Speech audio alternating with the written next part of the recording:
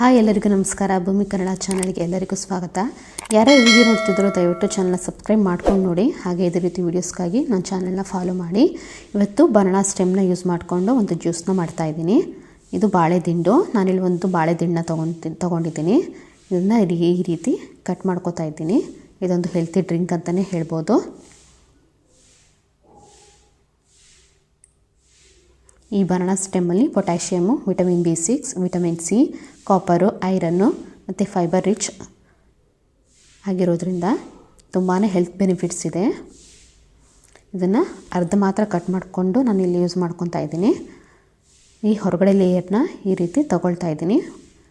Layer ಬರೋವರೆಗೂ, ಲೇಯರನ್ನೆಲ್ಲ ತೆಗೆದು ಒಳಗಡೆ ದಿಂಡು ಉಳ್ಕೊಳ್ಳೋವರೆಗೂ ಲೇಯರ್ನ ನೀವು ತೊಗೋಬೇಕಾಗತ್ತೆ. ಎರಡು ಸೈಡ್ನ ಈ ರೀತಿ ಕಟ್ ಮಾಡ್ಕೊಳ್ತಾ ಇದ್ದೀನಿ.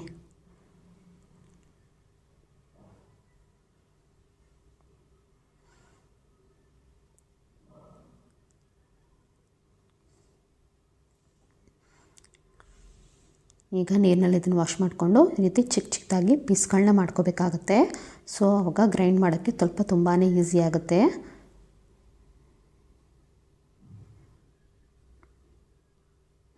ಈ ರೀತಿ ಚಿಕ್ಕದಾಗಿ ಪೀಸ್ಗಳನ್ನ ಮಾಡಿಕೊಂಡು ಈ ರೀತಿ ಬ್ಲೆಂಡರ್ಗೆ ನಾನು ಎಲ್ಲನೂ ಸೇರಿಸ್ಕೊತಾ ಇದ್ದೀನಿ.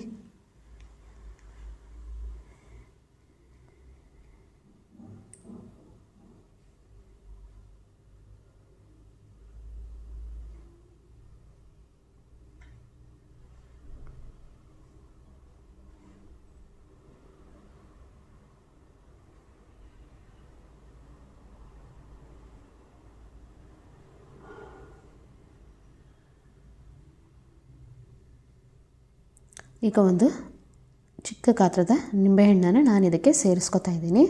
ಇದು ಆಪ್ಷನಲ್ಲು, ಬೇಕಾದರೆ ಹಾಕ್ಕೊಳ್ಳಿ, ಇಲ್ಲಾಂದರೆ ಬೇಡಿ. ನಾನು ಟೇಸ್ಟಿಗೋಸ್ಕರ ನಿಂಬೆಹಣ್ಣ ಇದಕ್ಕೆ ಸೇರಿಸ್ಕೊತಾ ಇದ್ದೀನಿ.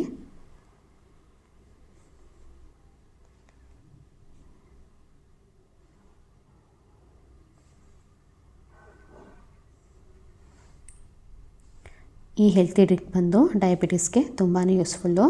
ಈಗ ರುಚಿಗೆ ತಕ್ಕಷ್ಟು ಉಪ್ಪನ್ನು ಸೇರಿಸ್ಕೊತಾ ಇದ್ದೀನಿ. ಹಾಗೆ ವೆಯ್ಟ್ ಲಾಸ್ಗೂ ಕೂಡ ಇದು ಯೂಸ್ ಆಗುತ್ತೆ. ಮತ್ತು ಕಿಡ್ನಿ ಇಶ್ಯೂಸ್ಗೆ ತುಂಬಾ ಒಳ್ಳೆಯ ಜ್ಯೂಸ್ ಅಂತಲೇ ಹೇಳ್ಬೋದು. ಹಾಗೂ ಅನಿಮಿಯಾ ಪೇಷಂಟ್ಸ್ಗಳು ಕೂಡ ಈ ಜ್ಯೂಸ್ ತುಂಬಾ ಒಳ್ಳೆಯದು. ಮತ್ತು ಕಾನ್ಸ್ಟಿಪೇಷನ್ ಪ್ರಾಬ್ಲಮ್ಸ್ ಇದ್ದರೂ ಕೂಡ ಈ ಜ್ಯೂಸು ಚೆನ್ನಾಗಿರುತ್ತೆ. ಈಗ ಗ್ರೈಂಡ್ ಮಾಡ್ಕೊಂಡು ಬಂದಿದ್ದೀನಿ. ಇದಕ್ಕೆ ಸ್ವಲ್ಪ ನೀರನ್ನು ಸೇರಿಸ್ಕೊಂಡು ಈ ರೀತಿ ಗ್ರೈಂಡ್ ಮಾಡ್ಕೊಂಡಿದ್ದೀನಿ.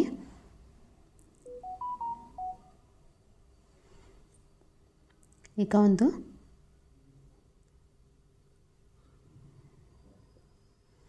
ಈ ರೀತಿ ಇದನ್ನ ನಾನು ಸೋಸ್ಕೊತಾ ಇದ್ದೀನಿ. ಇದರಲ್ಲಿ ನಾರಿನಂಶ ಜಾಸ್ತಿ ಇರೋದ್ರಿಂದ ನಮಗೆ ಜ್ಯೂಸ್ ಮಾತ್ರ ಬೇಕಾಗಿರೋದ್ರಿಂದ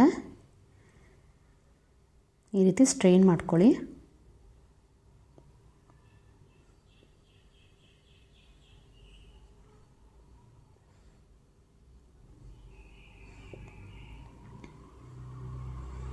ಇದನ್ನೆಲ್ಲ ಹಾಗೆ ತೆಗೆದಿಡ್ತಾ ಇದ್ದೀನಿ, ಜ್ಯೂಸ್ ಮಾತ್ರ ಸ್ಟ್ರೈನ್ ಮಾಡಿಕೊಂಡು.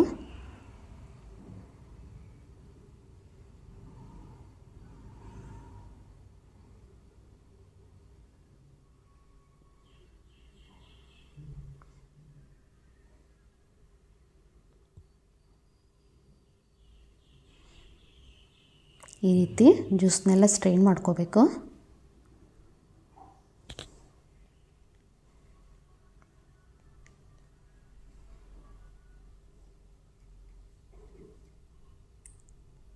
ಈಗ ಹೆಲ್ತಿ ಡ್ರಿಂಕ್ ರೆಡಿಯಾಗಿದೆ. ಎಲ್ಲರೂ ಮನೆಯಲ್ಲೇ ಒಂದು ಸಲ ಟ್ರೈ ಮಾಡಿ ಹೇಗೆ ಬಂತು ಅಂತ ದಯವಿಟ್ಟು ಕಮೆಂಟ್ ಮಾಡಿ ತಿಳಿಸಿ. ಹಾಗೆ ಚಾನಲ್ ಯಾರ್ಯಾರು ನೋಡ್ತಿದ್ದೀರೋ ಸಬ್ಸ್ಕ್ರೈಬ್ ಮಾಡ್ಕೊಂಡು ನೋಡಿ.